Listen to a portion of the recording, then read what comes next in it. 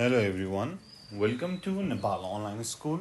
आज हामी यो भिडियोमा सिनोनियम को CMAT मा सोधिने क्वेशनहरु हेर्दै छौं र CMAT को इन्ट्रोडक्टरी भिडियो है CMAT मा के सोध्छ र यो सिनोनियम हामीले कसरी सल्भ गर्न सक्छौं भन्ने कुरा हामी यो भिडियोमा हेर्छौं. So first ma, what is synonym? Synonym is similar word or nearly similar word.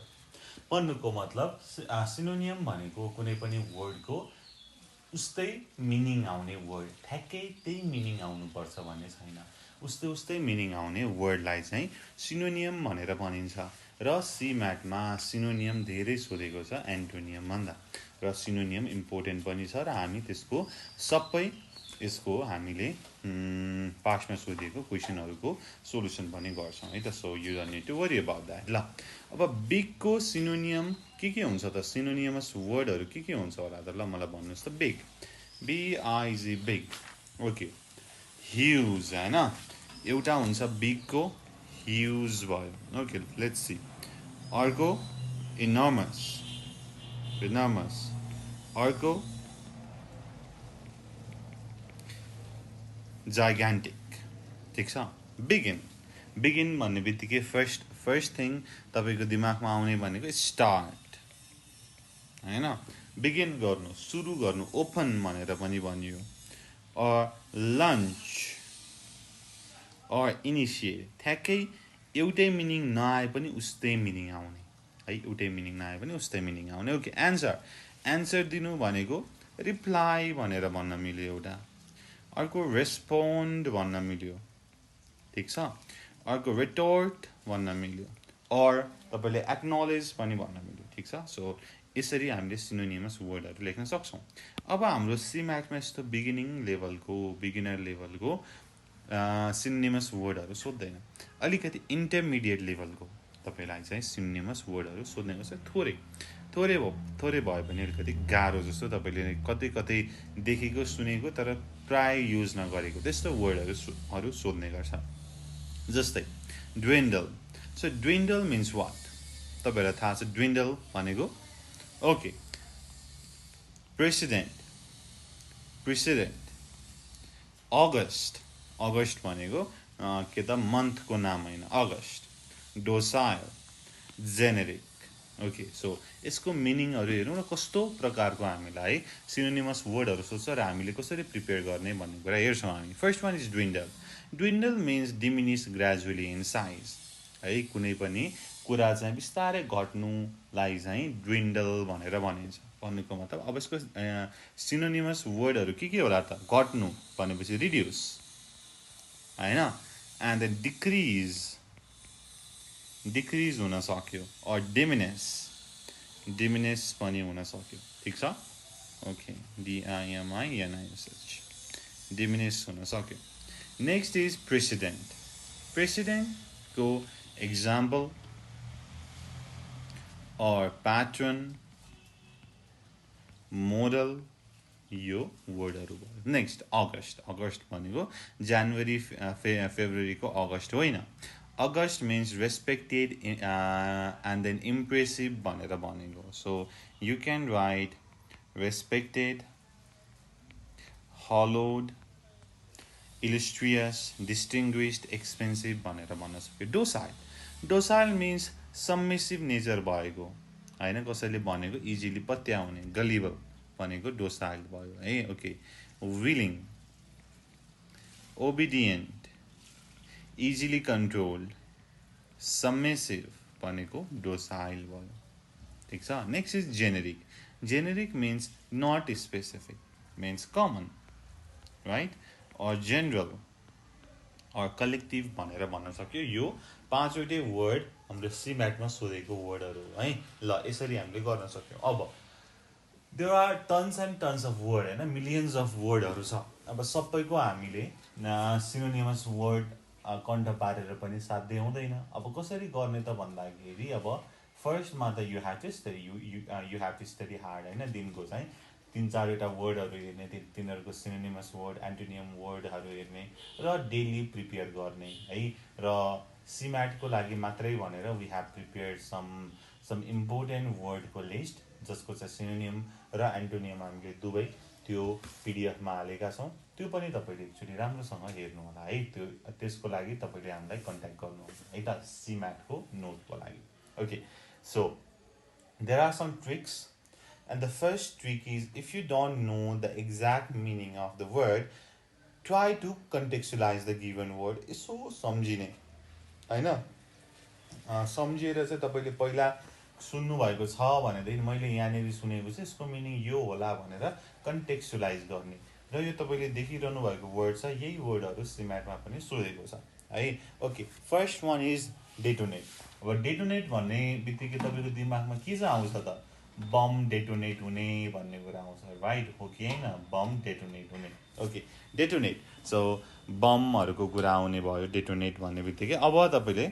अप्सनहरु हेर्नु पर्यो स्टेनमेट cylinder hinder and to explode so to explode is the correct answer bomb detonate hune ठीक छ so the Maoist has detonated a pressure cooker bomb recently भनेर भन्न सक्छु है detonate गर्ने भनेको पड्काउने भनेर भन्यो yield yield तपाईले yield कतै कतै सुन्नु भएको छ this yield to the result भनेर सो यसको चाहिँ रिजल्ट सम्म पुग्छ यसको चाहिँ प्रोडक्सन रिजल्ट हो यसको चाहिँ रिजल्ट भनेको यो हो भनेर भयो yield भनेको अब तपाईले अप्सन हेर्नु भयो भने देखि के चाहिँ छ त डिमोलिश प्रोड्युस पार्टनरशिप र सरप्लस भनेर छ सरप्लस ओके सरप्लस भनेर छ सो yield भनेको प्रोड्युस गर्ने है तपाईले कतै कतै सुन्नु भएको छ भने देखि त्यसलाई चाहिँ कन्टेक्स्चुलाइज गर्ने भनेर भन्दै छु मैले है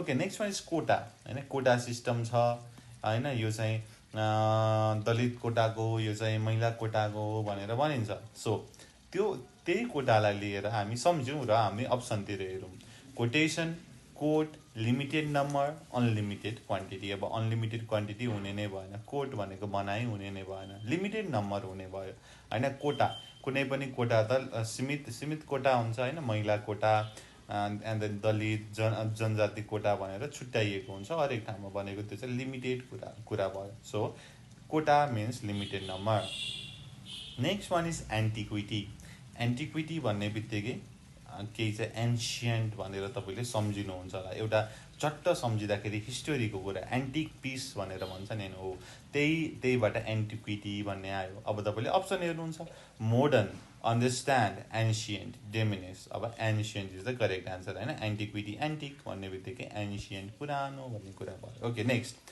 इन्डस्ट्रियस भनेपछि इन्डस्ट्रीमा काम हुन्छ भनेर भन्ने अब काम हुन्छ भन्ने मिनिङ ठ्याक्कै दिमागमा आएपछि अप्सन हेर्ने सिली प्रोडक्टिभ स्लगिश कम्प्लेक्स भनेर छ अब कुन चाहिँ हुन्छ त okay productive is the correct answer किनकि इन्डस्ट्रीमा त प्रोडक्सन हुन्छ हैन हो त्यहाँ चाहिँ अब प्रोडक्सन हुने बित्तिकै प्रोडक्टिभ भयो सो इन्डस्ट्रियसको प्रोडक्टिभ भयो ओके नेक्स्ट है यो रुल नम्बर 1 भयो यदि तपाईलाई कुनै पनि वर्डको मिनिङ थाहा छैन भनेदेखि त्यसलाई कतै पहिला सुन्नु भएको छ भनेदेखि त्यसलाई कन्टेक्स्टमा ढाल्न खोज्ने ओके यसलाई चाहिँ यसको मिनिङ यो हो भनेर थोरै विचार गर्ने र अप्सनहरु हेर्ने भन्ने कुरा भयो so this is the first trick for you and the second trick is to find positive and negative connotative of a given word भनेर छ सिनोनियममा यदि पोजिटिभ वर्ड छ भनेदेखि त्यसको सिनोनियम पोजिटिभ नै हुन्छ यदि नेगेटिभ मिनिङ भएको वर्ड छ भनेदेखि त्यसको मिनिङ नेगेटिभ नै त्यसको सिनोनिमस वर्ड नेगेटिभ नै हुन्छ अब फर्स्टमा हामीलाई त्यो गिवन वर्ड पोजिटिभ हो कि होइन भनेर थाहा हुनु पर्यो यदि यहाँ चाहिँ यहाँ चाहिँ प्रिफिक्सहरु छ हेर्नुस् त DE demoralize DIS disadvantage IN incomplete NON non-stop non-violence UN unmanaged MIS misconduct AB MAL OB OC OMI anti counter contra IL IR IM यो वर्डहरु आयो भनेदेखि यसको मिनिङ चाहिँ नेगेटिभ हुन्छ भनेर भन्ने र नेगेटिभ हुन्छ भन्ने बित्तिकै के त यसको सिनोनिमस वर्ड पनि नेगेटिभ नै हुन्छ भनेपछि अप्सनमा भएको पोजिटिभ वर्डलाई हटाउने र तपाई अन्तिममा फाइनल आन्सरमा पुग्ने ठीक छ ल लेट्स सी अर्को होमो को हेट्रो 𝘂𝗁 बेनी को मेली है बेनिभोलेन्ट मेलिभोलेन्ट बेनिडिक्सन मेलेडिक्सन भनेर भयो यसरी हामीले भन्छौँ है सो यो पोजिटिभ वर्डहरु भयो यो नेगेटिभ वर्डहरु भयो अब यही ट्रिक एप्लाई गरेर हामी तलको यो बेनिडिक्सन भन्ने वर्डलाई सल्भ गरौँ अब बेनिडिक्सन भनेपछि हामीले भर्खरै बेनी भनेको पोजिटिभ हेर्यौँ हामीलाई बेनिडिक्सन भनेको मानौँ के हो थाहा पनि छैन हेरौँ है अब बेनिडिक्सन मिन्स पोजिटिभ भन्ने कुरा भयो ठीक छ एन्ड दिस अगाडि डी आयो यो नेगेटिभ मिनिङ हो है भन्ने कुरा बुझ्नु पर्यो म्यारिज यो चाहिँ न्युट्रल हैन न्युट्रल मिनिङ छ ओरिजिनल भनेको न्युट्रल मिनिङ भयो र ब्लेसिङ भनेको पोजिटिभ मिनिङ भयो सो बेनिडिक्सनको के हुँदो रहेछ त ब्लेसिङ भनेर हुँदो रहेछ बेनिडिक्सन भनेको आशीर्वाद स्पेशली चर्चमा चाहिँ जुन चाहिँ पास्टरले दिने ब्लेसिङलाई बेनिडिक्सन भनेर भनिन्छ ओके नेक्स्ट इज जेनरस भनेर छ ओके जेनरस भनेको दयालु दान दिने भन्ने मिनिङ आयो हैन सो पोजिटिभ मिनिङ आयो अब हामीलाई थाहा छैन म्याग्नानिमस भनेको के हो मानौँ अहिलेलाई थाहा छैन म्याग्नानिमस भनेको के हो अब हार्मफुल छ नेगेटिभ मिनिङ डिसग्रन्टल छ नेगेटिभ मिनिङ इल्टिमिट छ नेगेटिभ मिनिङ बाँकी रह्यो यो यही हो करेक्ट एन्सर इभन हामीलाई वर्ड मिनिङ थाहा नभइकन पनि हामी एन्सरमा पुग्न सक्छौँ है म्याग्नानिमस भनेको काइन्ड भेरी काइन्ड एकदमै दयालुलाई म्याग्नानिमस भनेर भन्छ ठिक छ ओके नेक्स्ट इज युफोरिया भनेको पोजिटिभ वर्ड हो ह्याप्पिनेसको लागि यसले रिप्रेजेन्ट गर्छ positive word first one is denunciation means negative अगाडि डी आयो नेगेटिभ बेली आयो है belli means also negative belligerent भनेको वारसँग सम्बन्धित भयो प्रोटेस्ट पनि नेगेटिभ मिनिङ आयो भनेपछि अन्तिममा रह्यो के त state of pleasant excitement so this is the correct answer state of pleasant excitement is the correct answer so this is the second rule है हामीले पोजिटिभ र नेगेटिभ कुन वर्ड हो भनेर थाहा भयो भनेदेखि हाम्रो तीनटा अप्सनसम्म काटिन्छ हैन दुईटा अथवा मानौँ एउटा अप्सन मात्रै हामीले चाहिँ यो होइन भन्ने थाहा पायौँ भने पनि त्यहाँ त हामीलाई अबाउट कति पर्सेन्ट 25% 75% त स्टिल चान्स भयो नि त हैन एन्सर मिलाउने हो यसरी हामीले बुझ्न सक्छौँ ठीक छ ल